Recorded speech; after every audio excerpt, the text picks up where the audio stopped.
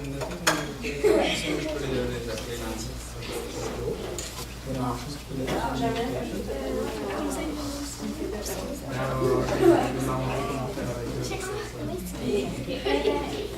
Est-ce que je peux mettre mon Tu peux mettre ton adresse email et ton numéro de téléphone. Bon, on va à la garçon.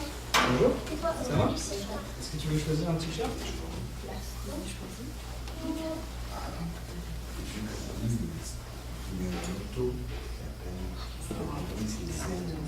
Bonjour à tous.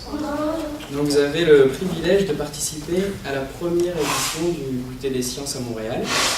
Et est-ce que vous savez de quoi on va parler aujourd'hui? Rouler sans pétrole. Voilà, la thématique de la journée c'est rouler sans pétrole. Est-ce que vous savez ce que c'est que l'effet de serre? Oui. C'est quoi? Ben, c'est quand une voiture roule ou les usines, le bois qui brûle, et quand on voit un peu la fumée qui brûle et tout ça, ça fait l'effet de serre qui cause la destruction de la couche d'ozone et c'est ça qui cause le réchauffement climatique. Ouh là là, t'en sais des choses toi. C'est tout à fait vrai. Pour éclaircir un peu tout ça, on va le mettre en image par une expérience. Donc l'effet de serre, comme tu l'as dit, c'est vrai que c'est naturel.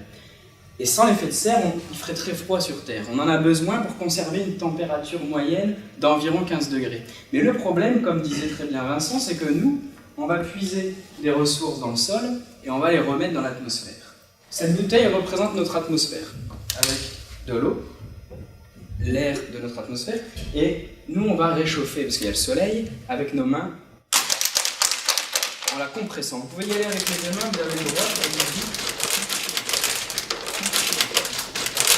alors, regardez ce que vous allez faire. Vous allez ouvrir votre bouteille et vous allez appuyer dessus et on va regarder pour voir ce qui va se passer au-dessus de la bouteille. Donc on va regarder et on va appuyer dessus.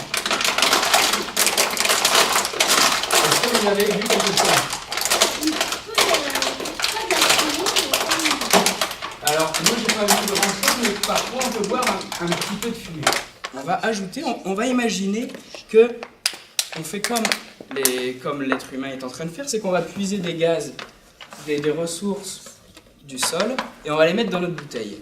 On va refermer notre bouteille, et on va recommencer à appuyer, et on va faire la même chose, ouvrir le bouchon et voir ce qui se passe.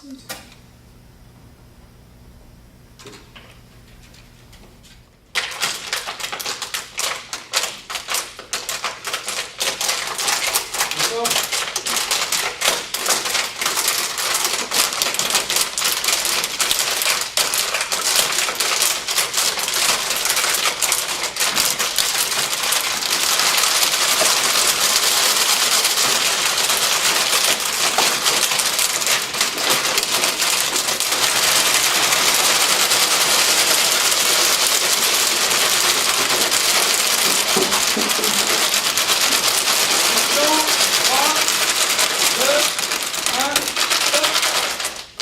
Maintenant, on ouvre.